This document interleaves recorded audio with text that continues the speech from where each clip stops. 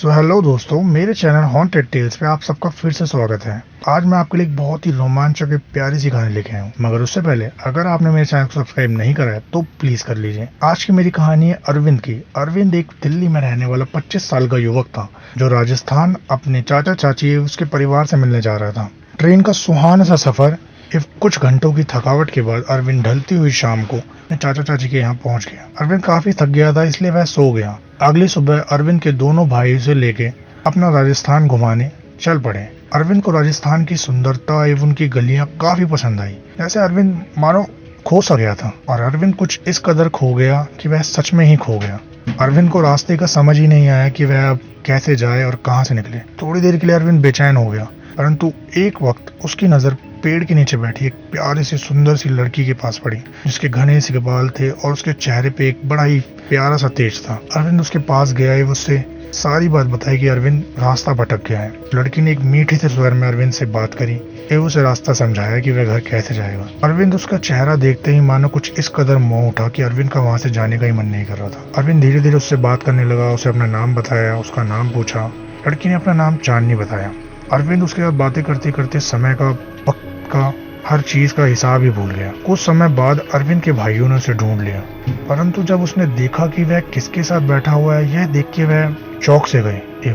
चांदनी ने भी जब उसके दोनों भाइयों को देखा तो वह पता नहीं क्यों लेकिन भाग चली गई। अरविंद को यह बात समझ नहीं आई, परंतु जब अरविंद घर गया तो चाचा चाची उसके भाइयों ने उसे काफी डांटा और कहा कि तुम इस एरिया के बारे में नहीं जानते, तो उस लड़की से दूर रहो। अरविंद को यह बात समझ नहीं आई, लेकिन फिर भी अगली सुबह अरविंद दोबारा चांदनी से मिलने गया। अरविंद ने चांदनी से बातों ही बातों में पूछा कि आखिर ऐसी क्या बात है जो तुम मेरे भाइयों को देख के भाग गए, वो तुम्हें देख के चौंक उठे। चांदनी ने पहले तो इस बात को इग्नोर करना चाहा, लेकिन फिर धीरे धीरे उसने बताया। अरविंद के साथ उसे अच्छा लगता है, उसके साथ बातें करना उसे काफी अच्छा लगता है, लेकिन एक ऐसी चीज है जो उसे किसी के साथ घुलने मिलने नहीं देती। अरविंद समझ नहीं पाया, तो चांदनी ने उसे अपने बचपन से बताना शुरू करा। बचपन में जब चांदनी की एक दोस्त थी, वह दोनों घर में खेला करते थे। धीरे धीरे जब वह बड़े हुए, वो उनकी हर चीज साथ में हुआ करती थी, मानो वह उसकी सबसे प्यारी दोस्त थी।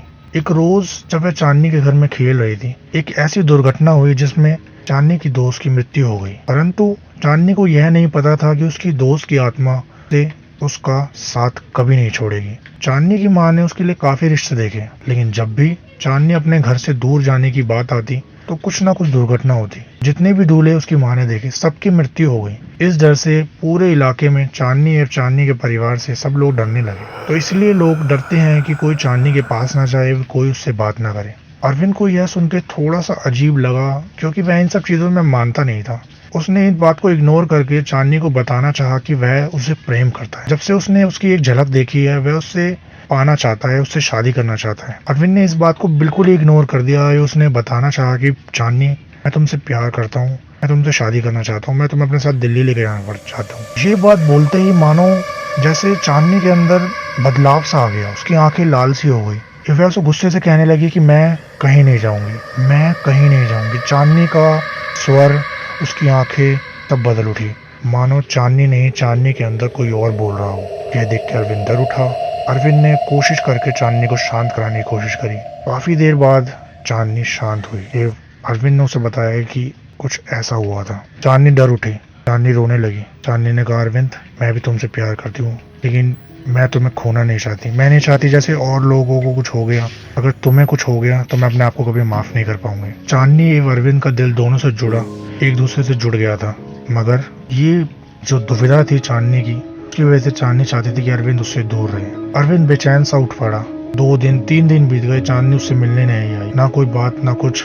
अरविंद तंग होकर उसके घर चल पड़ा। अरविंद जब उसके घर गया, उसने देखा कि उसकी दोस्त की फोटो, हर चीज लगी हुई है। आज भी उसकी दोस्त की फोटो उसके घर में लगी हुई है, उसी कमरे में, और उसी कमरे में चांदनी आज भी सोती है, वहीं बैठती है, वहीं सारे काम करती है। अरविंद समझ गया कि उसकी दोस्त उससे कैसे जुड़ी हुई है। धीरे धीरे उसने चांदनी का वेट करना शुरू करा। चांदनी जब उस कमरे में आई, उसने अरविंद से कहा, अरविंद, तुम यहाँ से चले जाओ, तुम यहाँ से चले जाओ अरविंद, मैं नहीं चाहती तुम्हें कुछ हो जाए। लेकिन अरविंद ने उसकी एक न सुनी। अरविंद ने फिर अपने प्यार का इजहार करा।